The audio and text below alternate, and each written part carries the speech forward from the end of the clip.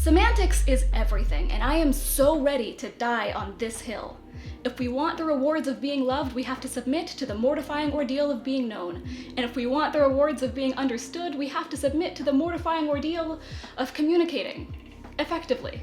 With every passing day on this planet, I become increasingly convinced that our societal alienation from semantics is at the root of just about every interpersonal conflict imaginable, and that this alienation is not coincidental at all.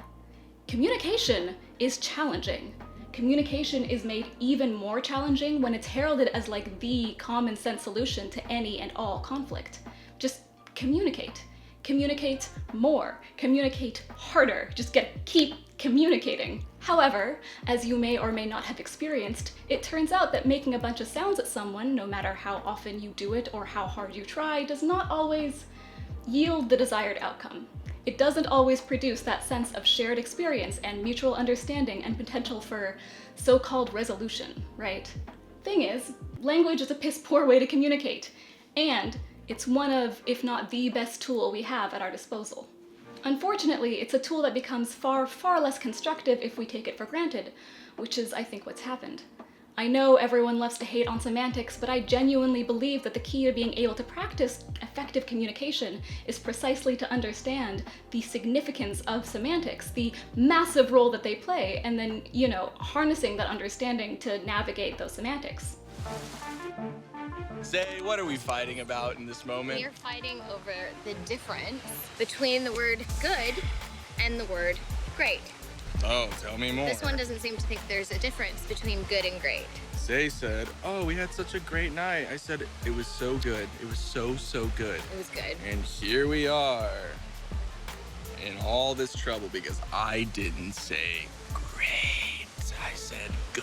You crazy little semantic stickler. Not to throw coal under the bus or anything. I mean, the sentiment is one that I endure on a regular basis, one I've heard from almost every person in my life at least once, and one that I will continue to rail against. Because, sure, if you meet an asshole, they're an asshole, but if everyone's an asshole, maybe you're the problem, right? And maybe so. Maybe so. I am not the arbiter of truth, I get things wrong, I am not an authority on anything. But also, maybe not.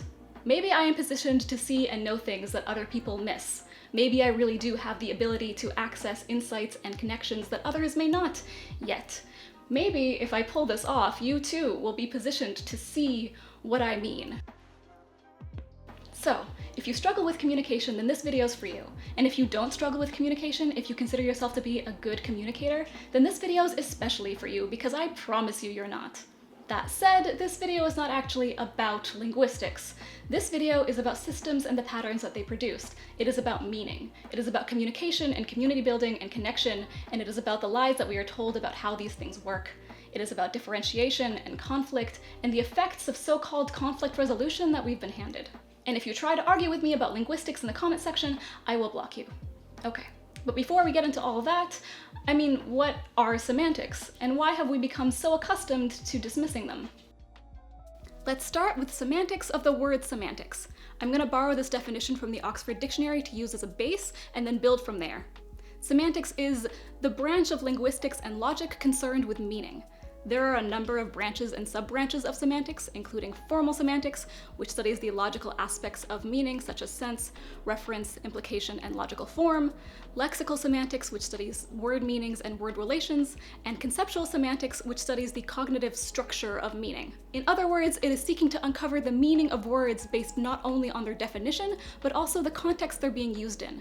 This includes both spatial and temporal variables, such as the cultural, historical, and situational background that inform the choice of word used, as well as tone, body language, environment, and interpersonal power dynamics. It's not only understanding what someone is saying or what they mean, but also the implications of both.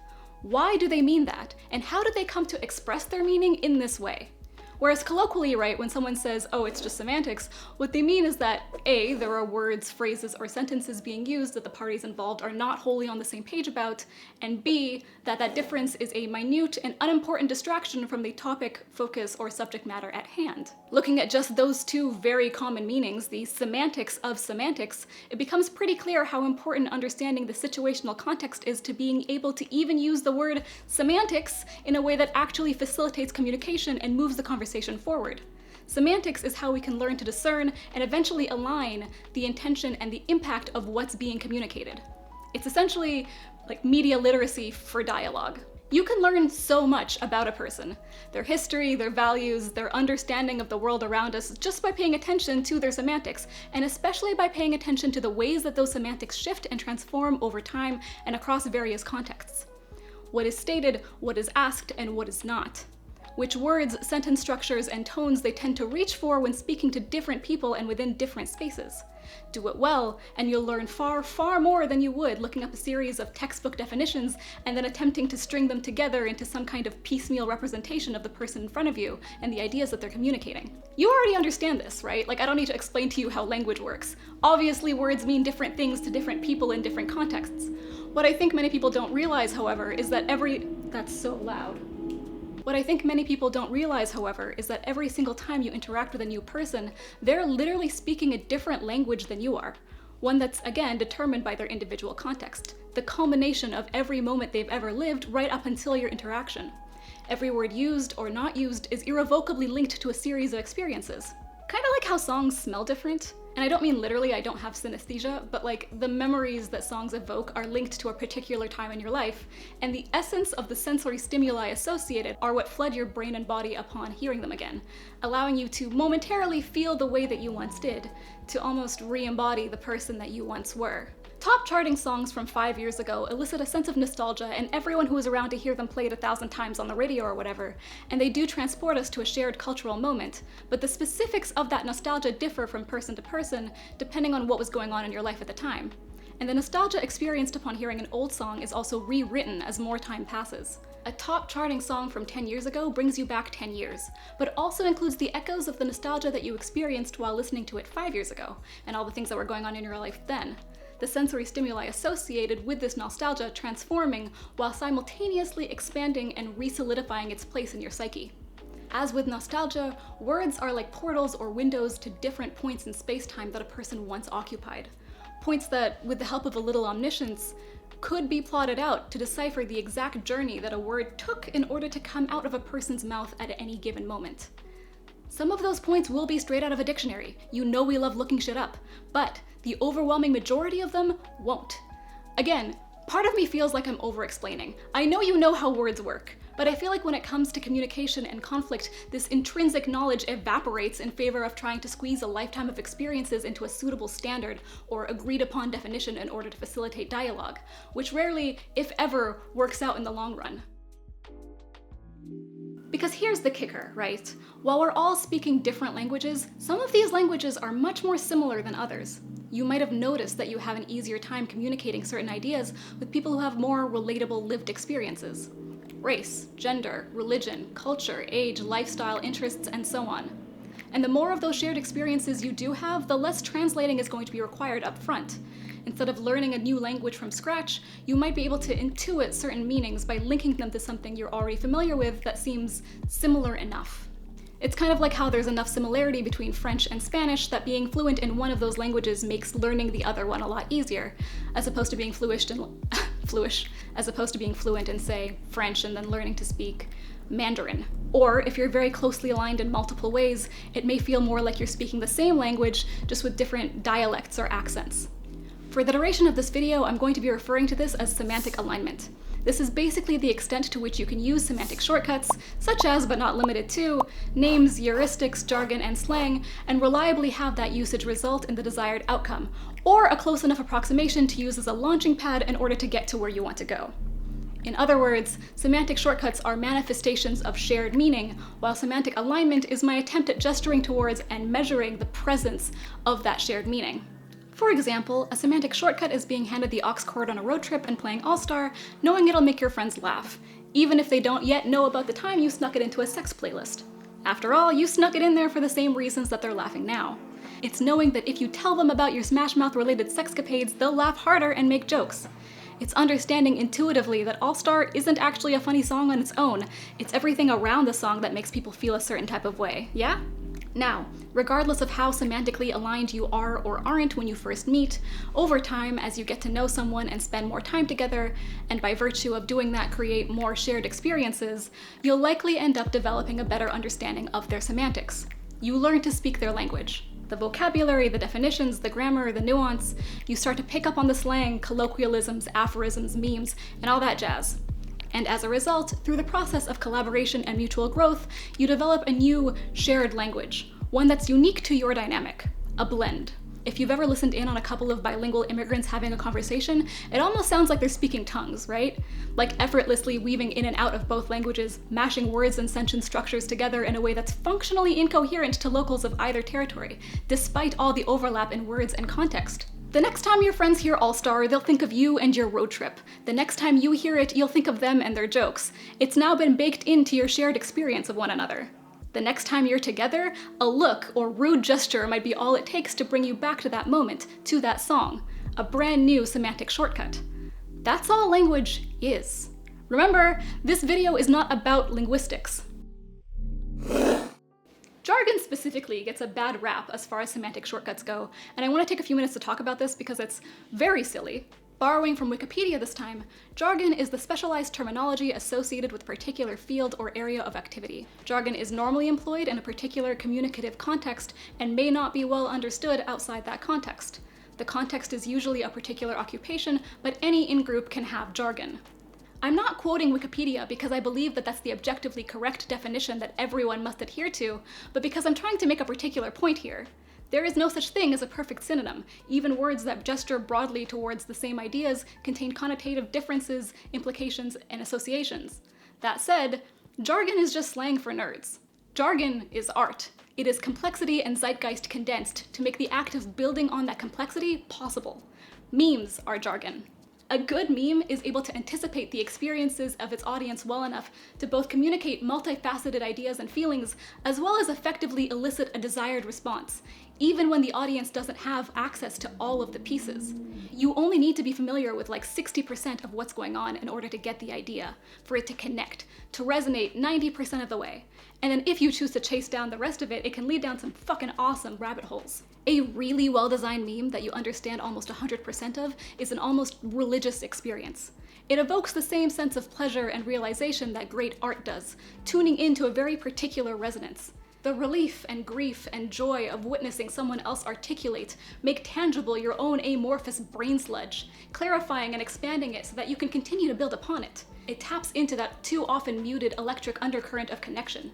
When lightning strikes, it is a sucker punch which reminds you that despite, you are not alone, that there are others, that there have been others, that there will be others.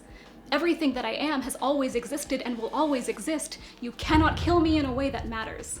Now, you can explain, take someone from 0 to almost 100% of even the crunchiest of memes, but it is extremely time-consuming, and you still risk letting all kinds of details slip through the cracks. In some ways, trying to trace a meme's origins and pieces back far enough to communicate the ideas within it to someone who doesn't reflexively understand or connect with the feelings and ideas trapped within kind of ruins it. And that's not on purpose. Memes weren't designed as a way to keep people out, but as a way to let people in. A way to connect with people who resonate with a multitudinous series of shared experiences. To condense massive and sprawling ideas that carry the weight of storied histories and multiple perspectives into the fewest words or smallest amount of space-time possible is super fucking useful for communication, actually. The idea that jargon exists to make communication overly complex or inaccessible as a way to gatekeep certain ideas or spaces or authoritative status within these contexts is simply not the case, or at least not the whole story. I won't deny that jargon is used like that and used like that often, and I certainly won't deny the harmful effects that this has had on our ability to communicate with people who do not share our collection of niche experiences. When people complain about jargon, they are complaining about being on the outside of a particular in-group, lamenting the inaccessibility granted them. But the problem with jargon isn't jargon, it's hierarchy. Jargon is, in many ways, a microcosm for both the best and worst effects of semantic alignment. The problem is not jargon, it is the decontextualization of jargon, of condensing complexity into something resembling simplicity and then behaving as though they are the same thing. It is the weaponization of semantics. I want to add one more thing, which is that when criticisms about the complexity of language are made, there's frequently this argument that says if you can't explain it to a 7-year-old, then you don't really understand it. And that there's no reason to use relatively complex words because you could theoretically explain it in very simple language. But here's the thing, if you gave me 4 hours with a 7-year-old who really wanted to understand what I was saying, I could probably explain almost everything I talk about to a 7-year-old. The problem is that on TikTok, you have 90 seconds to explain an issue to a 7-year-old who is frequently actively looking for the most egregious possible ways to misinterpret your point. Kind of a different situation than what Einstein was talking about. Semantic alignment is not a checkbox, as in you're either speaking the same language or you're not. It is a series of sliding scales that determine the capacity and relative ease for effective, collaborative, and healthy communication with one another. I think that we are generally drawn to people who already have similar semantics to our own because it's less effort to translate. Like, there's something really wonderful about meeting folks who are nerds about the same niche shit that you are and being able to gush about it effortlessly without having to do as much of that initial guesswork and foundational bricklaying. And by virtue of already having that shared baseline, it becomes much easier to increase semantic alignment over time as well, through the process of collaboration and mutual development of what is functionally a new language. This makes perfect sense, but ultimately reinforces hierarchical conditioning, because the thing is, it goes quite a bit deeper than niche nerd shit, doesn't it? We live in a society, and that society is comprised of hierarchical hegemony, which means that cultural and contextual norms have a number of consequences, many of which are insidious as all fuck.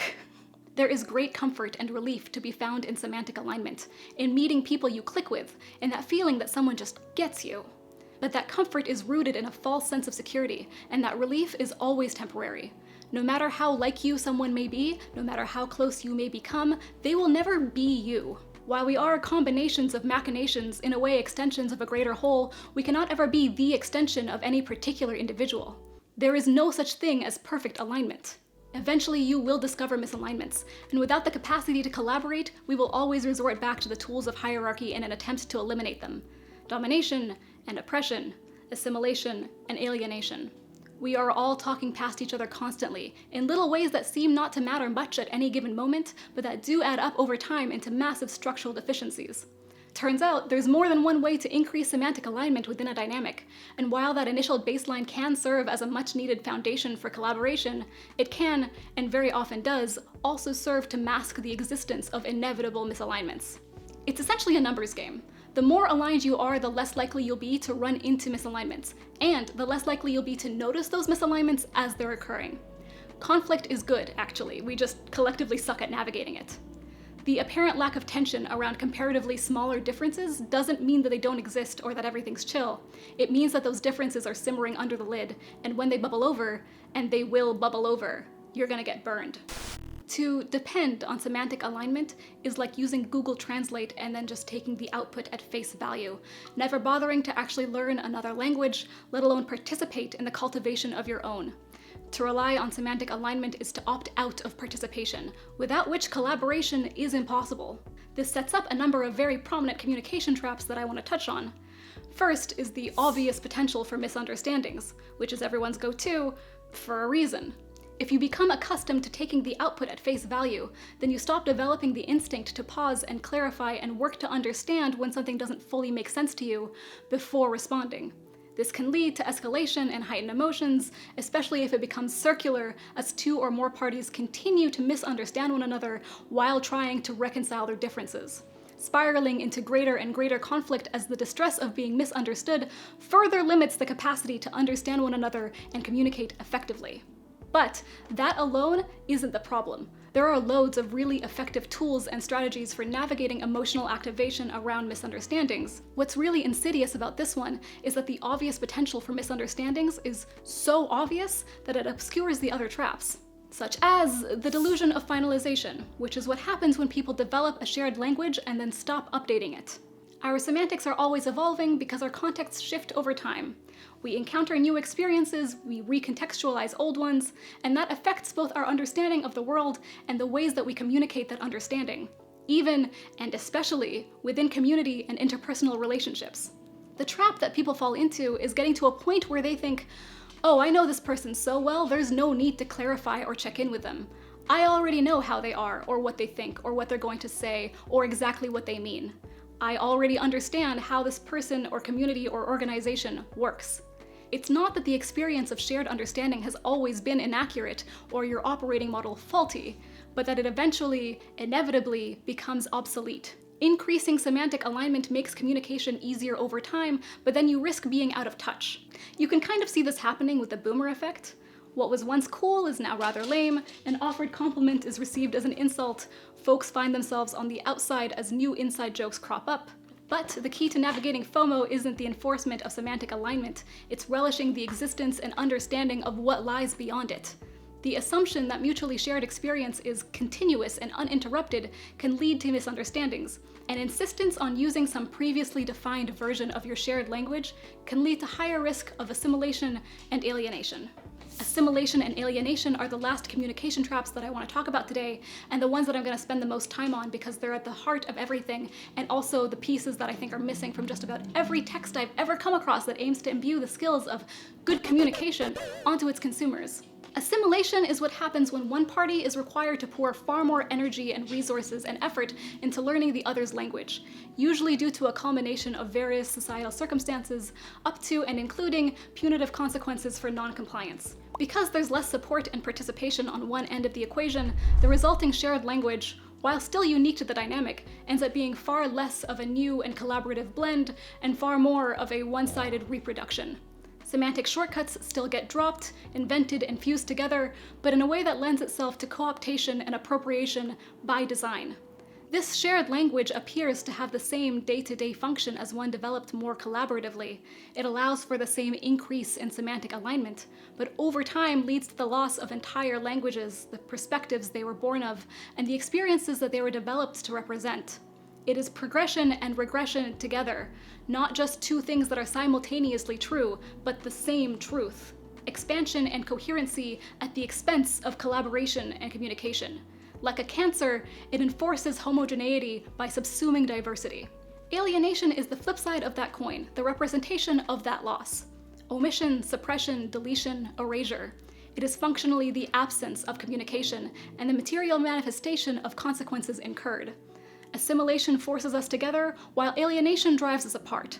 Stigmatized, marginalized, radicalized. Imagine a receding hairline. Not sure that's the best analogy, but you get the idea.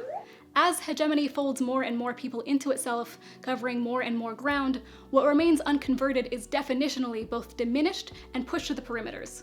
Shrunken, decentered, and gradually made invisible. Fringes and edge cases, footnotes in the margins, perfectly positioned to be lost in translation upon reproduction, shoved out of the way, alienated, running out of sight and out of space. The point of communication and collaboration is to develop shared understanding and mutual growth.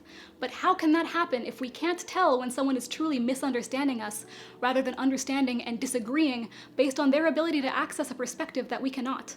Which is, again, an eventual inevitability within all relationships ever, given that different people have different sets of lived experiences.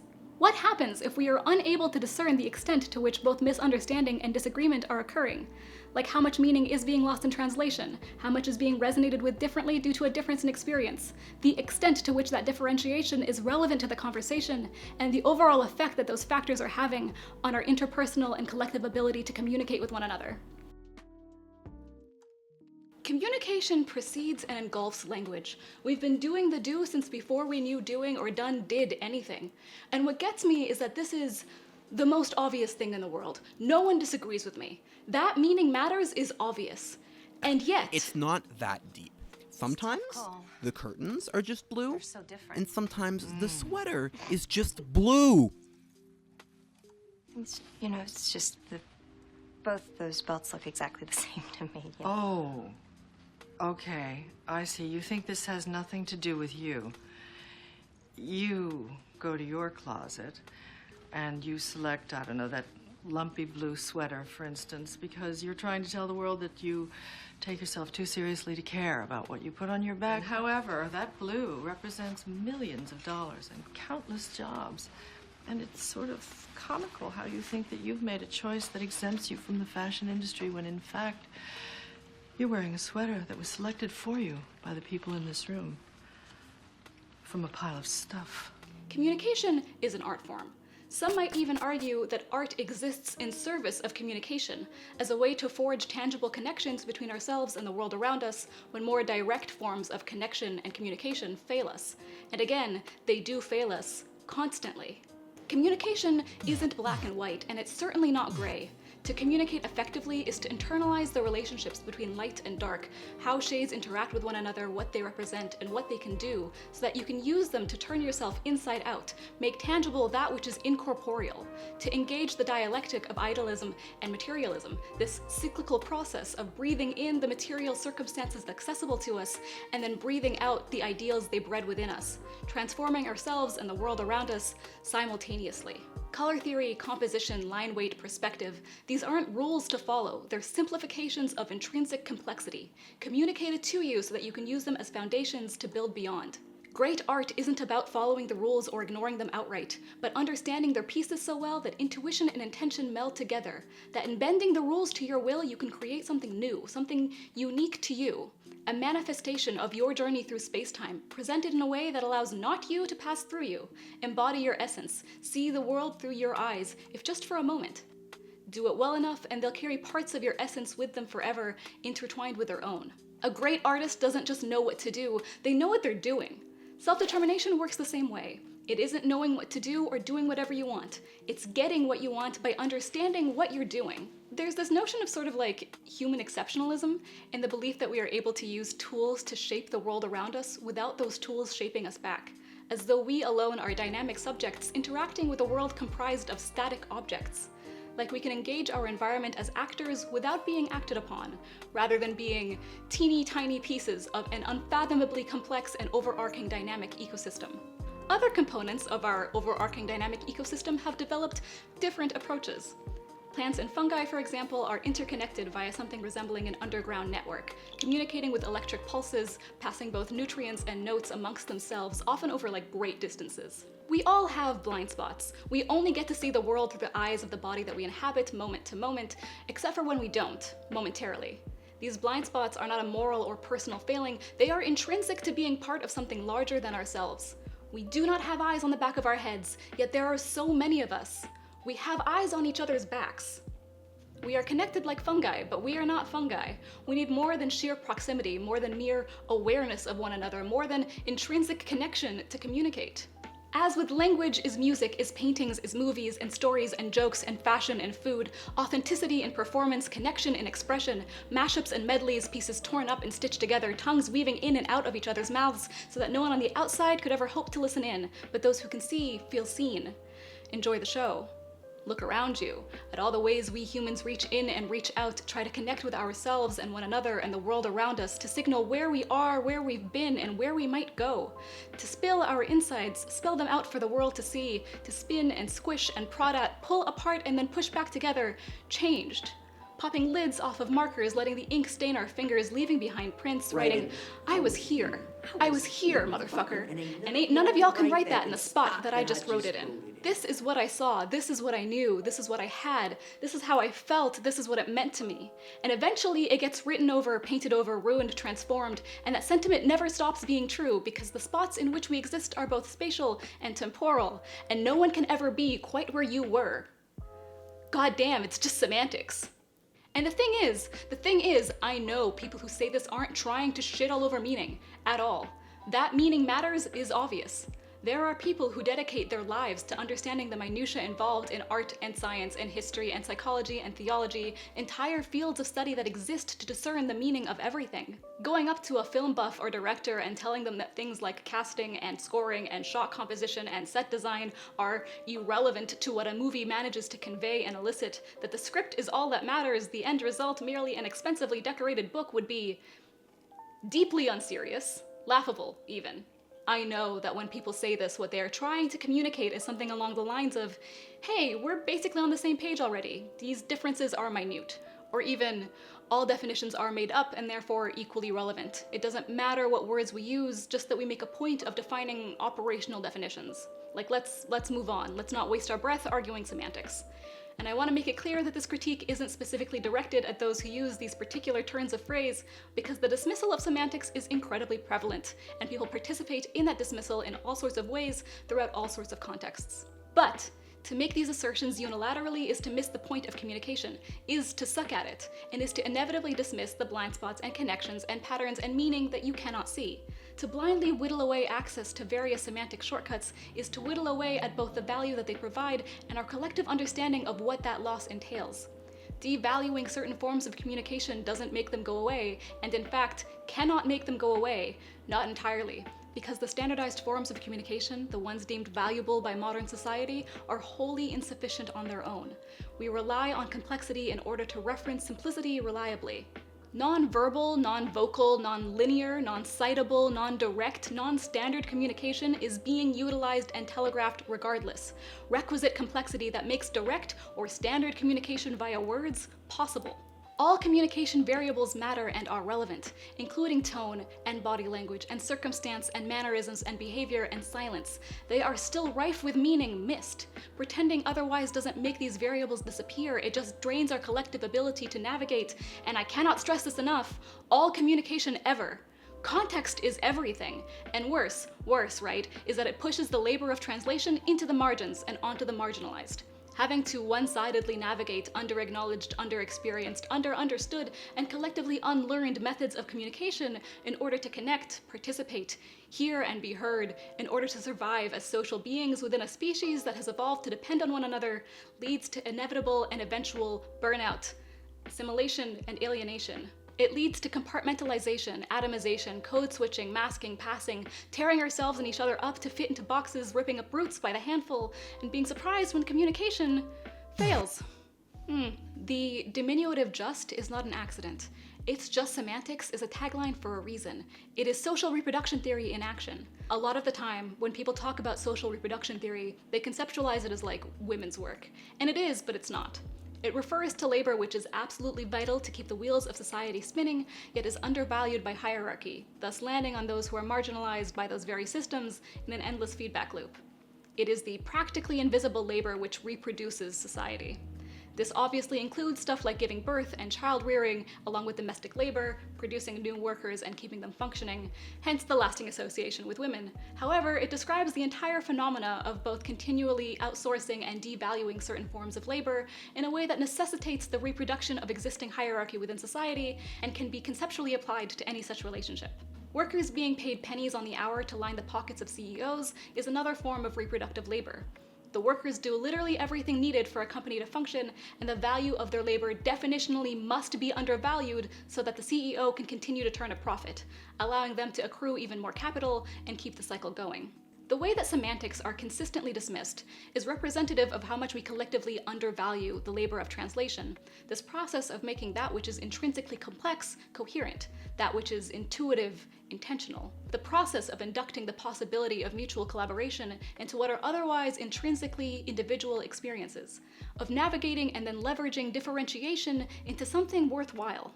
We refuse to even acknowledge the existence of this labor, and in doing so heap the remnants of these deteriorating skill sets onto those who simultaneously cannot make do without them, yet lack the resources and support to further develop them.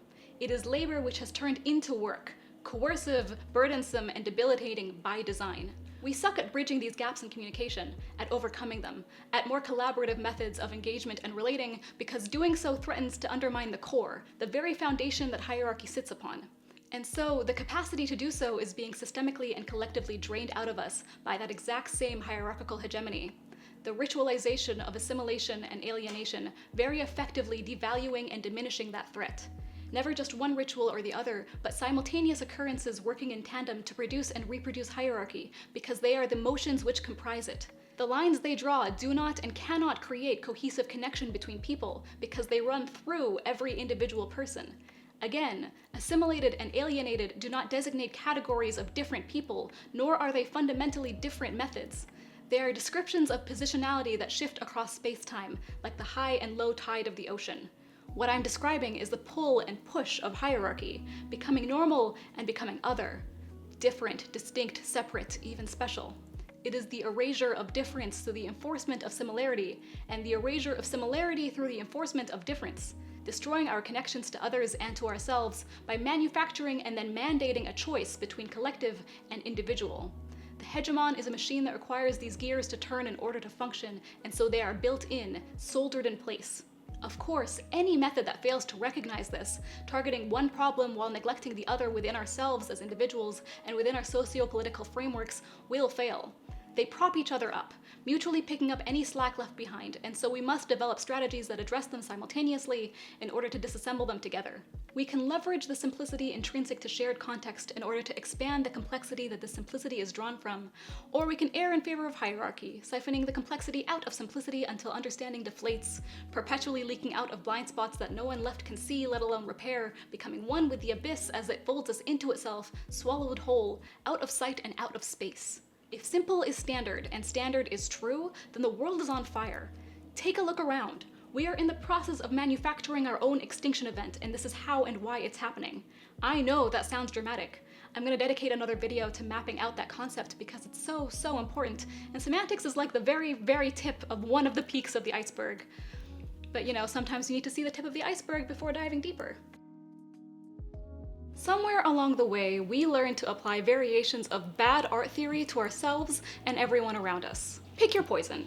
On tonight's menu, we've got auteur theory, which, if you're unfamiliar, is very basically the idea that a text is the work of a single person, a reflection of its creator's artistic identity, and that therefore that identity must be understood in order to properly or meaningfully engage the text.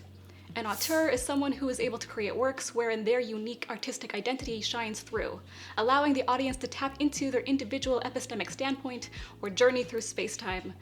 In contrast to metteurs en scène, who are technically competent, but whose unique vision is obscured, overrun, or overwhelmed by their environment, most typically that of mainstream popularity and/or corporate interests, lost to the hegemon.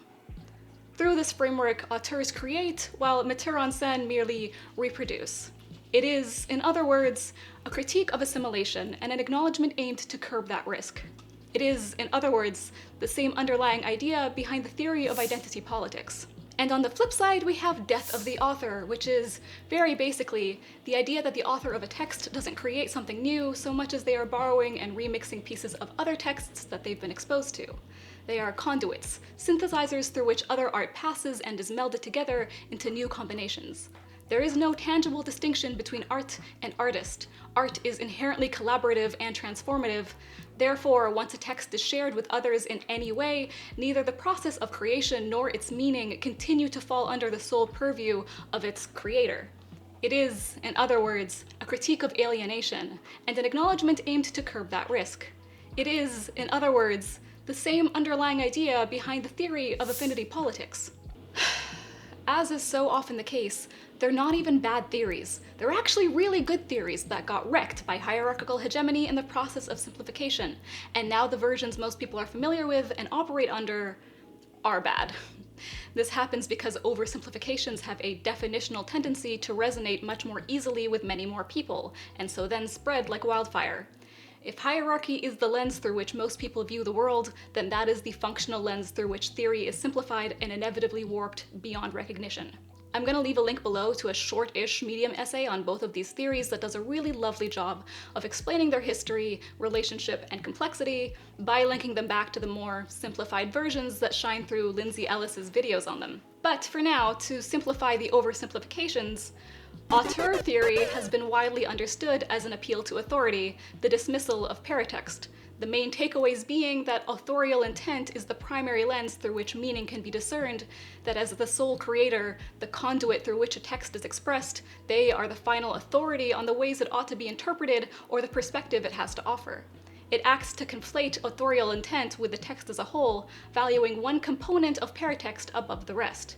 More than that, it's been used as a way to hierarchically differentiate between auteurs and metteurs en scène, concluding that auteurs are real artists, better artists, and that there is some inherent quality that makes them so, without actually questioning or examining the material conditions that make such authorship, such agency, expression, and visibility possible in the first place. And death of the author has been widely understood as an appeal to authority, the dismissal of paratext. The main takeaway being that the impact a text has on those who engage it is the sole or primary lens through which meaning can be discerned, that its audience, including collaborators, critics, and industry experts, are the final authority on the ways it ought to be interpreted or the perspective it has to offer.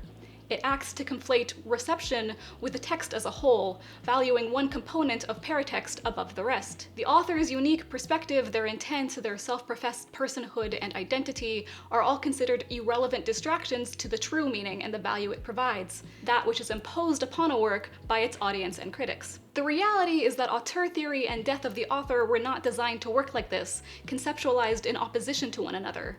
They are not contradictory.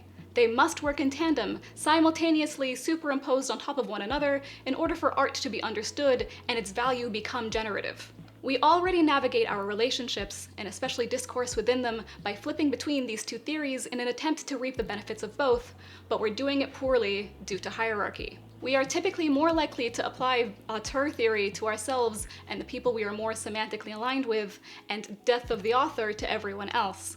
In other words, we instinctively seek to apply and prioritize our own meaning or semantics, dismissing paratext by overvaluing authorial intent in some cases, and dismissing paratext by overvaluing third-party impact in others, missing the forest for the trees, and missing the trees for the ideal of a forest.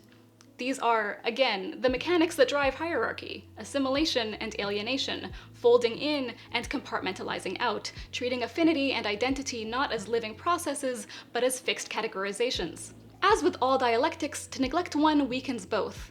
These resulting warped theories are the very materialization of that phenomena. Through the processes of assimilation and alienation, the theories themselves end up transforming into methods of serving, exacerbating, and reproducing the exact same systems that their promoters so sincerely aim to deconstruct. They go from being shortcuts to detours. Olufemi Otaiwo describes this dismissal of certain kinds of paratexts as deference epistemology in his book, Elite Capture: How the Powerful Took Over Identity Politics and Everything Else, in direct opposition to what he refers to as standpoint epistemology. He writes, "If you consider a textbook definition of standpoint epistemology, it may be hard to see the controversy around this idea. The International Encyclopedia of Philosophy boils it down to 3 innocuous-sounding contentions. 1. Knowledge is socially situated. 2. Marginalized people have some positional advantages in gaining some forms of knowledge. And 3. Research programs ought to reflect these facts. But this very strength of standpoint epistemology, its recognition of the importance of perspective, becomes its weakness when combined with deferential practical norms." I point this out not to squeeze in citations or back up my theories, although Taiwo's work is excellent and I would highly encourage anyone interested to delve deeper into it, but to gesture towards a broader pattern. These theories surrounding assimilation and alienation within human interaction and their subsequent fallout have been developed over and over and over again within all kinds of contexts, often seemingly without ever being an observably direct conversation with one another, and they have been warped, simplified to the extent that their meaning is lost in the exact same ways over and over and over again. It is not a coincidence. It is a product of how existing sociopolitical systems function writ large. Of course, everything that exists is in conversation with everything that's existed and will ever exist, even when those conversations aren't loud enough to listen in on. Elite capture, the notion and processes by which cultural norms and decisions are made by those who have access to the rooms in which certain resources have already been funneled, is both a consequence of hierarchy and a coping mechanism deployed to survive within it. Art is politics, is science, is relationships, is religion. The lines we draw between them are nebulous at best. I would argue that bad art theory, both the dismissal and weaponization of semantics, and the pedestalization, almost fetishization of good faith discourse, are all manifestations of the prevalence of deference epistemology, which is used as an effective method of surviving semantic misalignment when circumstances dictate a lack of alternative options. Building standpoint epistemology into our interactions becomes too difficult when misalignment is too great and too prevalent, when increasing alignment between groups or individuals generatively or collaboratively is impossible, when either individual intuition or the resources required to act on it with intention are unavailable. If art is communication, then it is wholly unsurprising that we've managed to recreate this painfully oversimplified false dichotomy between intent is everything and impact is everything within our interpersonal relationships. And again, when I refer to interpersonal relationships, I mean everyone that we ever speak to, relate with, or interact with in any way, shape, or form across all time and space. Thank you. Oh hey, we're trying something a little different today. Prescriptions. If you watched my last video, you'll know that this makes me a fucking liar. Of course, if you've been watching any of my videos, you will have been warned against taking simplifications at face value. So, sit down, shut up, let me break with leftist tradition for a minute and just straight up tell you what to do. Hierarchy hates these simple tricks. Relationships are reason to explore new territory in that they are both the motivation and the method, both cause and effect. Where there is dissonance or misalignment or conflict, the point is not to figure out who's right. The point is to figure out what's happening and why, so that it can be navigated more effectively, collaboratively. The status of reality is purely parallactic, and as such, non-substantial. It is just a gap between two points of perspective perceptible only in the shift between one and the other. There's an adage found within text designed to help people communicate and navigate conflict, specifically partnered people, that goes, "You can either be right, or you can be married." And while obviously this has been helpful to many people, it's also demonstrably false and rather insidious. You very literally cannot come to an accurate understanding of anything alone via the limited perspective offered an individual. And the only way to get closer is in relationship with others. You're not like sacrificing rightness by respectfully engaging with people who see things differently from you. That is, in and of itself, the process of generating more complete understanding, of becoming righter. It's not, you can either be right or you can be married. It's, you only get to be right-ish by developing mutual collaboration within your marriage. And then substitute and multiply marriage for and by all relationships ever. I want to be clear that what I'm advocating for isn't to stop and circumvent the globe every time you hit a red. In order to bake an apple pie from scratch, you'd need to first invent the universe, and none of us have time for that. You don't need to formulate a brand new language from scratch. It's not about always choosing the perfect words or ripping every word to shreds. This video is not about linguistics. Instead, what I'm advocating for is to become meaningfully aware of and actively participate in the acts of translation, interpretation, and construction, to understand how assimilation and alienation work in relation to oppressive hegemony, to feel out the edges around the negative space where perspectives have been eroded, whittled away, marginalized, dampened, or drowned out, and work together to mend them through patchwork, to seek out different threads of varying materials and colors, pieces that came from different places but somehow fit just right, gradually connecting to bridge those divides, making it possible to cross to the other side. Generation through communication. If our scope of understanding can be pictured as like an infinitely expanding quilt, a series of threads or patches woven together, I imagine conflict as a kind of knot, floating in a cavity, held in place by its connections to the fraying edges. A puzzle within a puzzle that must be detangled in order to progress. I'm almost tempted to call it a minigame, but I worry that that would downplay its role as the core mechanic of just about all human collaboration. Depending on the size of the knot and where one is positioned in relation to it, they'll be able to see different colors, different threads, and by not only sharing varied perspectives but understanding them in relation to one another, these threads can be effectively tugged at and loosened, unraveling, shrinking the knot, gradually transforming it into a spaghetti-like pile of string. From there, we can rearrange them visually to get a better understanding of the resources at hand in relation to the space left behind, and weave them together into a suitable patch. Naturally, yanking haphazardly at whatever threads happen to stick out to you tends to tighten the knot instead, pulling at the frayed edges surrounding it and exacerbating the void. When conflict arises, consider the kind of resolution that you are looking for. Are you looking to resolve the issue through mutual agreement so that the conflict is over? Or are you collaborating to better understand one another in order to leverage those differentiated insights in working towards the next step? Try to keep in mind that conflict is never actually finished. So long as we are living beings, conflict is a living process. There is no such thing as perfect alignment. Figure out how much meaning is being lost in translation, how much is being resonated with differently due to a difference in experience, the extent to which that differentiation is relevant to the matter at hand, and the overall effect that those factors are having on your collective and interpersonal ability to communicate. Here's the first, potentially spicy, yet wholly unsurprising pro tip of the day. It's typically most relevant when gesturing towards perspectives that are misaligned with hierarchical hegemony, unable to rely on the semantic shortcuts made available by default through imposed societal norms to guide understanding, comprehension, and coherency. And this is tricky, because there are almost always many pieces missing, both assimilated and alienated, coming from all parties participating in any given conversation.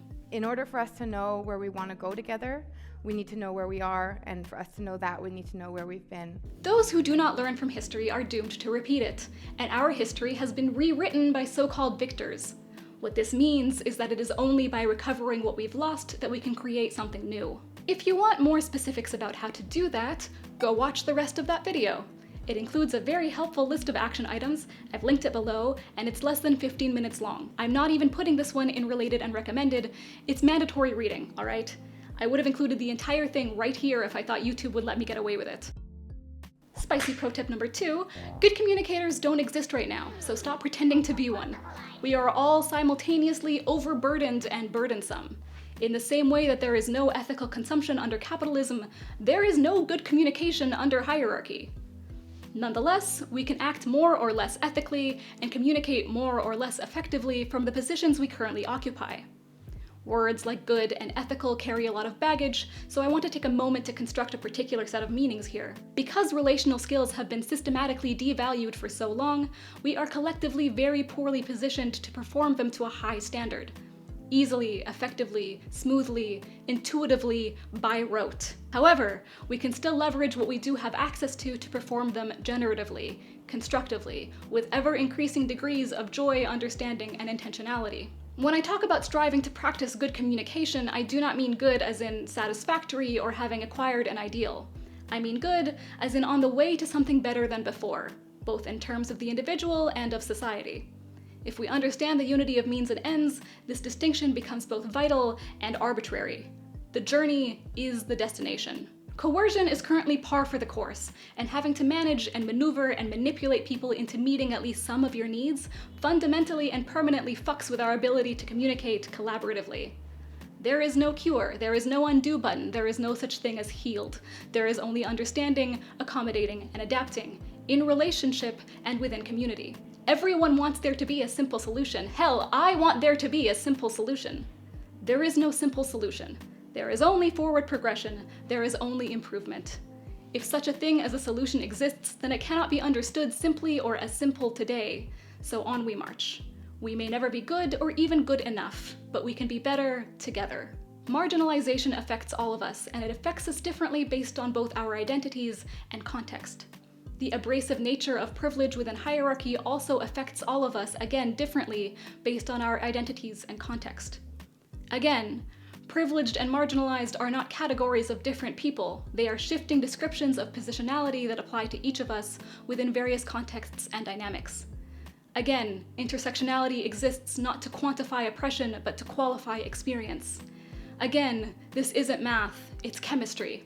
Every element interacting and reacting to create something previously unseen, unknowable except in hindsight. That doesn't mean we can't look at patterns and make educated guesses, but we do need to be clear about the fact that that is what we're doing. It's not uncommon that when I talk about the existence and importance of various forms of communication, the importance of semantics, that someone will very helpfully pipe up with a reminder that humans cannot read minds, that telepathy is in fact impossible, that there is value in being direct, correct, and asking as opposed to guessing, extrapolating, interpreting, contextualizing, trading intuition for intention or vice versa, abandoning one half of the equation in an effort to simplify, as though asking is in any way beneficial without the ability to discern what to ask and how, as though extrapolation is possible without the ability to form a basis from which conclusions can be drawn. Tucked away, hidden in the crevices of this perspective, lie the seeds of existing power structures. White supremacy, cis-heteropatriarchy, capitalism, and the rest. Norms so prevalent they permeate the air we breathe, swimming in our veins, seemingly dormant while eating us from the inside out. These hierarchies exist in the urge to dismiss, silence, suppress, erase, and consume our way to coherency. Weaponized competence and incompetence rolled into one, people becoming tools and weapons used to bludgeon away the incomprehensible, inconsistent, ungovernable. I am well aware that no one has mind-reading capabilities, and that it would be unfair to expect one to spontaneously develop such a superpower. But also, I would like you to take a look around society and notice that some people, and there are patterns around who these people tend to be, have developed the skill set to preemptively anticipate the wants and needs of others and act on them, oftentimes to the extent of their own detriment, and with the subject of this anticipatory power remaining blissfully unaware that this has even taken place. Am I talking about women, or cult leaders, or artists, or politicians? Am I referring to playing, or people-pleasing, or teaching, or flirting, or masking, or passing, or marketing, or code-switching, or performance, or narcissism? Turns out, sometimes folks are actually quite good at reading the room and or reading other people. Perceiving and or calculating cause and effect involves neither telepathy nor clairvoyance. These are skills that can be learned, developed intentionally and or intuitively. Skills that can be used in many ways and within systems of hierarchy often deployed instead as either shields or weapons. They can be destructive or protective or creative, used to survive or to thrive. Watch the ways that various intersections of power and powerlessness blend together into skill sets, manifest into different ways of moving through the world, open and close the various paths trodden through life. It is no surprise that marginalization draws people to the illusion of simplicity, relinquishing the intuition granted by their own standpoint in favor of deference, gaining proximity to a seemingly consistent existence, the mimicry of safety at the expense of our humanity. Watch. There is no effect without cause, and every cause is itself the effect of another. Watch. Why? Why can't I just use the words I want to use? Why don't you put forth the effort to understand my intention, my circumstances, and my character? Why can't I simply be understood as the person that I perceive myself to be? I don't like having to hedge my sentences or second-guess myself or study your particular semantics. If I cannot hear you, it is because you are not communicating properly, for you see, communication must occur on my terms or else it does not count.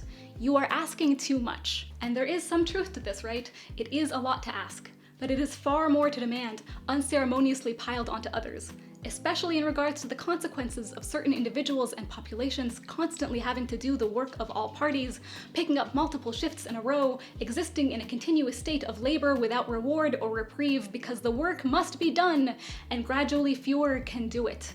It is expensive beyond recognition, let alone reason, and I promise you the cost will be yours to bear as we collectively price ourselves out of existence. You can take a break, but you cannot opt out. If you want or need perfect semantic alignment, then be alone. But be alone generatively. Do not resist reevaluation. Sit with a knot, camp at its base, go for a walk, peer around the edges if you can. Remember that conflict resolution isn't linear and not all problems can be solved by you. Rest and refuel without succumbing to the abyss so that you can rejoin us when you're ready. You do not need inherent or supernatural talents. You need to be able to translate, interpret, and construct collaboratively, discerning the semantics of others, developing an awareness of your own and the areas in which they lack, internally tracking down a word's journey within yourself, communicating those processes. These are skills. They require time and labor and resources and community to cultivate healthily. They are difficult and slow to develop, but they are worth it. It is worth it to learn not only how and when to take up less space and how and when to take up more, but to do so in a way that generates additional space, expanding upwards and outwards. Once someone gets close enough to understanding what you're saying, they can build on it. Figure out where the common ground lies between you, what resonates, and use that as a launching pad to reach beyond it. I think that dang Phil put it best in this tweet. I think I'm just meditating on how can I help you be the most effective you that you want to be without trying to make you into me? What's the line between navigating society effectively versus being told to conform to harmful systems or told to hide your true self? Communication in this way is much like art critique. This is, in my opinion, an exceedingly cool piece of art titled Language is Not Transparent. Anecdotally, its creator Mel Bochner once addressed a number of faculty members who were slamming a student's work with the following wisdom. You're all telling him how you would paint these paintings. You're not considering how he could make these paintings, more how he wants them. If we understand both art and communication as not only an exchange, but also a search for what is missing, then it becomes more evident across various contexts how and when your own standpoint can be leveraged to collaborate constructively. The goal shifts from resolution to rooting out missing pieces, those which have been assimilated and or alienated and or yet undiscovered as a result. It is valuable to consider how to provide artists with what they need in order to make their work more like how they want them, because in doing so we become more able to tap into their unique perspectives and standpoints. This is especially true for marginalized perspectives, as these voices have been drowned out and overwritten for so long that they have become exceptionally difficult to access. The artistry born of marginalization is not inherent, but inherited, by design. White supremacy, cis-heteropatriarchy, capitalism, these are some of the existing power structures comprising today's hierarchical hegemony. The more entrenched and assimilated into these systems you are, the less likely you'll be to be able to create something new, something which does more than merely reproduce existing society. And the more alienated by these systems you are, the less likely anything you create is to be seen or valued. whether that's due to a lack of resources, a lack of opportunity, a lack of community, algorithmic bias, or all of the above and then some. If what you create isn't seen and valued, then it is not supported in its development, and that which is not supported or developed dies. Again, these are not categories of different creators, they are the processes that dictate what we get to create. And I know I have to keep saying that because whenever I draw these distinctions, people reflexively align themselves with one or the other, which is the problem. Put another way, messaging born of marginalized contexts that you have had little or no prior exposure to is messaging you have likely been alienated from. And messaging born of marginalized contexts that you have become familiarized with through channels divorced from those contexts is messaging likely assimilated and therefore warped. We have been spinning in place for so long because all of these gears have been turning to make it so. It works like this because it works like this. We're here because we're here, because we're here, because we're here. These are the power dynamics that must be acknowledged and addressed in order to build the requisite circumstances for artistry and communication and community and anarchy. In order to counteract the effects of hierarchy, we must be aware of them. The urge exists now within all of us. Be like me or get the fuck out. These instincts did not come from nowhere, they are here because they help keep us alive today. But if we want a different tomorrow, a better tomorrow, then we have to let them go. Not all at once, but little by little, slowly but surely, decreasing in intensity and extension, transforming ourselves and our future simultaneously. When it comes to dyadic interpersonal relationships, this can look like noticing minute shifts that allow you to more effectively switch back and forth between communicating your own viewpoint and leveraging it to provide the other party with what they need to communicate theirs. After all, communications are give and take. In community, this is not transactional. Dyadic transactions are the work of capital. Although it is a cyclical process, the idea is not necessarily to take turns, but to determine the ideal means with which to reach desired ends. This will always depend on context, changing moment to moment. Insights and knowledge and skill sets and resources exist asymmetrically amongst both individuals and communities, so what may be needed to reach the next step is often also asymmetrical. It is worth pausing to consider whether you are cultivating a culture of auteurship in those around you, or one of metteur en scène-ship. Facilitate conversations through better containers. In order to be understood, you must have power. What this means is that we could both launch the same words and they would still land in different places. What this means is that so often their words are more prioritized than our lives. What this means is that in order to understand us, you must... Wait, I don't think I can express that here. Meet me somewhere else. Sometimes what we have access to isn't enough to effectively communicate at particular junctions in space-time. Sometimes we need more power, and sometimes by switching contexts or methods we can change that. You may need more information, more time, more skills, more people, different spaces, different people. As a personal example, I think of this whole writing videos thing as like retreating into a bunker so that I can sift through my ideas and delivery in solitude until I feel reasonably confident that I might be able to like emerge and say them out loud without everyone immediately throwing eggs at me. Point is, figure out what's missing, how you might be able to acquire it, and chase after what you need. And if you can't figure out what's missing, that information sounds like the acquisition you should be working on. Again, this is not a linear process. It also isn't always possible. Sometimes we do not have access to what we need to communicate particular ideas with particular groups or individuals, nor the methods or containers to facilitate bridging that divide. This isn't an inherent or inevitable incompatibility, it is a consequence of systemic hierarchy. Discerning when that is the case and walking away, with the knowledge that they may not await our return, is also a difficult but vital skill set to develop. Just as there are differences between collaboration and assimilation, so too are there differences between alienation and emancipation. The way I see it, liberation is the result of collaboration and emancipation together. These differences center empathy, and that also needs a whole other video because the way we currently commonly conceptualize empathy is hot garbage. As a side note, I promise you that it is at least as frustrating for me as it is you that these videos keep gesturing towards content that doesn't exist yet. But I do want to make a point of continually doing that because I am not in a position to make videos that are hours and hours long, and it's so incredibly important to me that in choosing to carve up these ideas and theories into smaller, more coherent chunks, I don't inadvertently dismember them or destroy the links between them. Everything is connected to everything else, and I feel like the only way to extract any real value from these is to be peripherally aware of at least some of the massive chunks that I've intentionally left out in favor of, you know, realistic resource management on my part and coherency and all of that. And I definitely feel like I'm towing a pretty fine line here as far as like including both theory and application, or like strategies and the underlying reasoning that makes them worth anyone's time in each video. Especially as someone who, if you couldn't tell, has a tendency to get pretty lost in the sauce. I do still want to use the word empathy though, so for now I'm going to differentiate what I mean by referring to this as semantic empathy, as in the process of self and other contextualization enacted with deliberate care to avoid projection. You might be familiar with similar concepts such as perspectival knowledge or cognitive empathy or mentalizing. None of them are exactly quite right, so I'm calling it semantic empathy. And like, look, if there is some other turn of phrase that describes this perfectly, well then semantic empathy is still the correct one to use in this context, because it denotes the frustration that I experienced with the language that I had pre-existing access to at the time that this was written.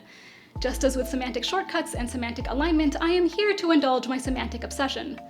These are phrases that exist now. I said them, and so they live. I get to bend language to my will because it had to pass through me to get to you. That's how language works, fuck you.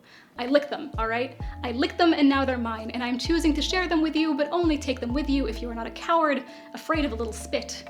You can try wiping it off on your sleeve, but that won't change the fact that they've got my DNA all over them.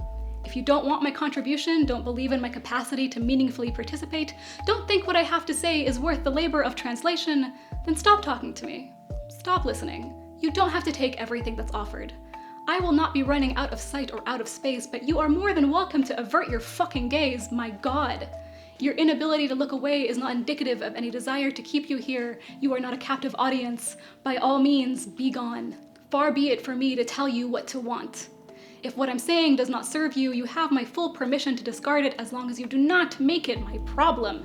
I have better things to do than argue in the comment section of a YouTube video. But if you're gonna be here, then be here. Show up, participate, engage the semantics. Let us weave in and out of chaos and structure so fluidly their pieces become ours. No one understands you perfectly, and no one ever will. That's not a bad thing, it's a beautiful thing. Your value is intrinsic, your perspective always changing, yet unchangingly unique. Your participation is desired, and your engagement a testament to your existence, the mark left in your wake. You are the legacy of what came before you, and your legacy is the what that comes next. We are connected like fungi, but you are not fungi. You are human. Ignorance and brilliance rolled into one, not two simultaneous truths, but the same truth. Good communication is gorging yourself on that truth, fuel burnt to forge connection with that which lies beyond, the greater sum of our parts.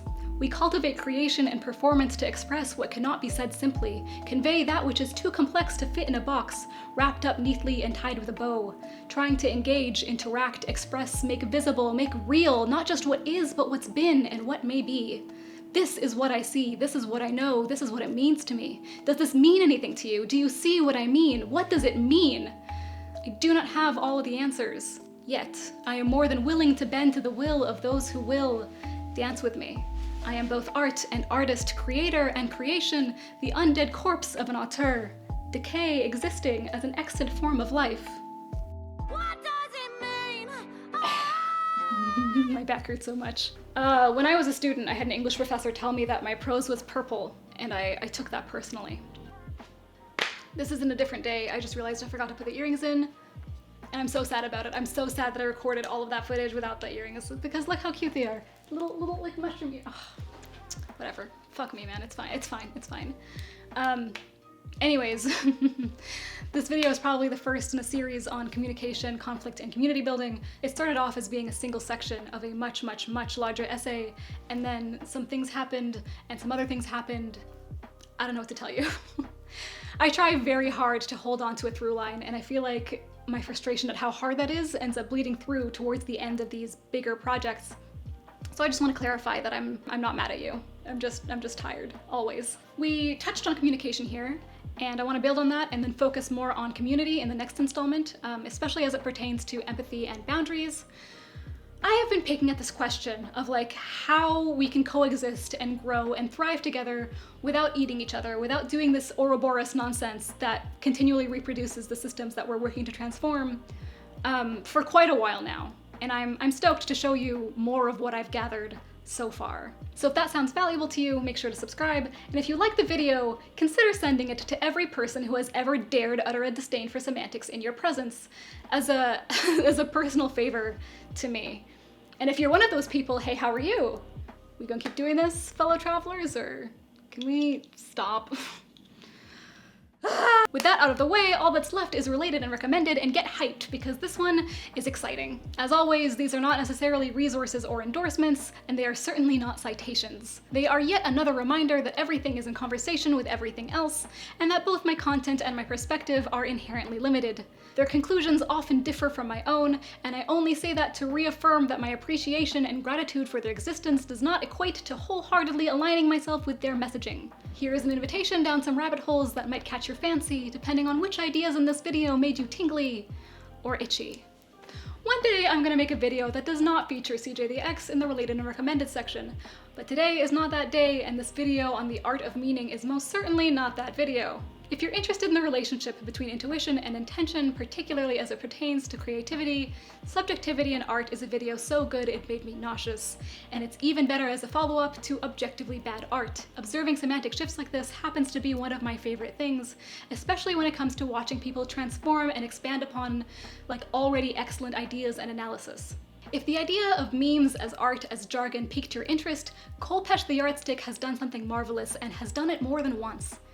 Are You Winning, Sisyphus and Don't Talk to Me Until I've Had My Son are part of what appears to be an episodic series dissecting complex memes, and I don't know. There's just something about watching someone lean into the desire to deconstruct and explain the outrageous complexity found within a single meme, and then extrapolating and extracting so much value from that complexity.